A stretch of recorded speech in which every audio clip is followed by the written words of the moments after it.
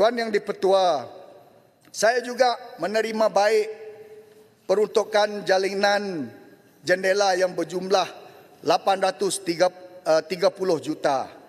Dan saya berharap agar banyak lagi menara-menara dibina di Parlimen Puncak Borneo dan acap kali juga menara-menara yang siap dan berfungsi dicerobohi dan berlaku kecurian perkakasan. Ini juga antara penyebab mutu perkhidmatan amat teruk di Parlimen saya. Saya mohon mencadang supaya menara-menara ini dipasang dengan pagar elektrik demi untuk membasmi kecurian, ataupun carilah cara yang lain untuk membasmi perkara ini daripada berlaku supaya rakyat tidak menderita.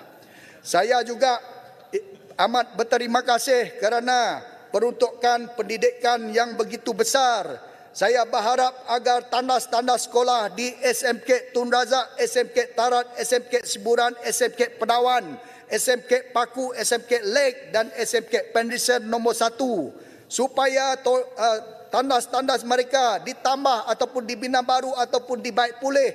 Kadang-kadang kasihan murid ramai terpaksa menunggu giliran mereka untuk membuang air kecil dan air besar.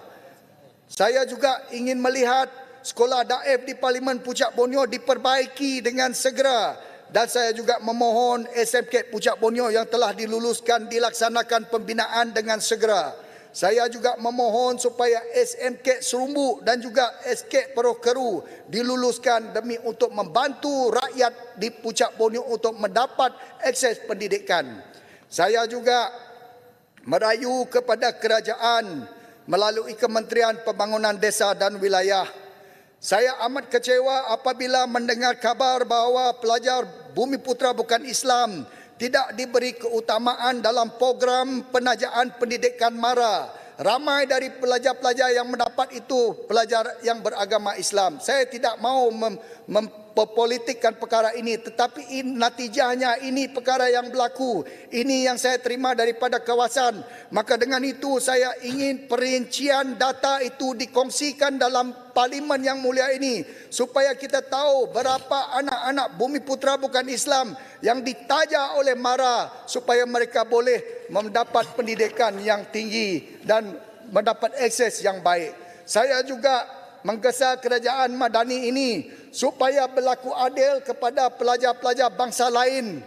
Kalau kita sama-sama boleh berjihad menerima potongan subsidi, kalau kita boleh berjihad untuk membayar cukai, kenapa kita tidak boleh berjihad untuk orang Cina, orang India, untuk anak-anak mereka mendapat pendidikan yang sama bagi kita? Ini untuk kebaikan negara kita. Tuan Yang di-Pertua, saya juga amat sedih kerana peruntukan untuk bantuan baja padi Bukit Sarawak tidak diperuntukkan. Di Sarawak kita mempunyai lebih daripada 23,000 hektar kawasan penanaman padi bukit dengan lebih daripada 48,000 peserta. Malah kawasan sawah melebihi 15,000 hektar yang diusahakan oleh lebih 18,000 peserta. Malangnya tidak ada bantuan langsung untuk baja padi bukit. Kenapa bantuan penoreh getah ada, bantuan nelayan ada, tapi tiada bantuan untuk petani di Sarawak? Lebih parah tahun ini, peruntukan pembangunan industri padi untuk Sarawak hanya berjumlah 1.5 juta sahaja. Ini amat menyedihkan. Saya juga ingin menyatakan bahawa di kawasan Parlimen Puncak Borneo, saya juga memohon supaya Kementerian Perumahan dan Kerajaan Tempatan memperuntukkan projek-projek kecil bagi pihak berkuasa tempatan untuk memasang lampu di jajaran Jalan Mambong Sarig, Kuching Outer Ring Road ataupun dikenali juga sebagai Jalan Klingker Samarahan.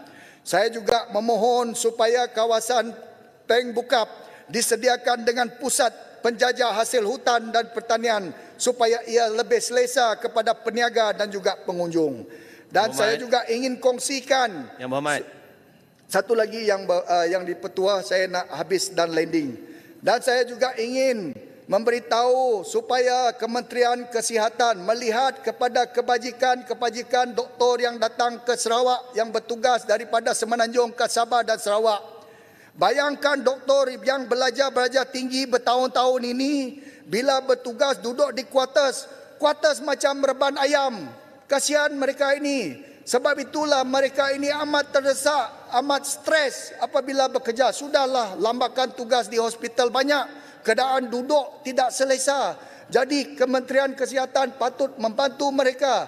Dan perbanyakkan juga doktor-doktor pakar dan juga doktor-doktor di kawasan pedalaman supaya rakyat mendapat akses perubatan yang selesa. Dan akhir sekali, saya juga memohon supaya saya juga mencadangkan bahagian Kuching dan Bintulu atau mana-mana bahagian di Sarawak yang strategik diangkat sebagai kawasan perniagaan bebas cukai serta zon ekonomi khas sepenuhnya seperti juga taraf yang diberi kepada Forest City untuk merancakkan ekonomi Sarawak. Saya juga menyeru dan merayu supaya kerajaan menyokong pembidaan Asian Forum of Parliamentarian on Population and Development untuk menjadikan Malaysia sebagai sekretariat AFPPD. Dengan ini, saya mengharapkan segala permohonan, rayuan dan teguran membina saya kepada kerajaan didengari demi kemakmuran dan kesejahteraan rakyat. Salam hormat dan Tuhan berkati. Pujak Borneo mohon menyokong. Terima kasih Yang Berhormat Pujak Borneo.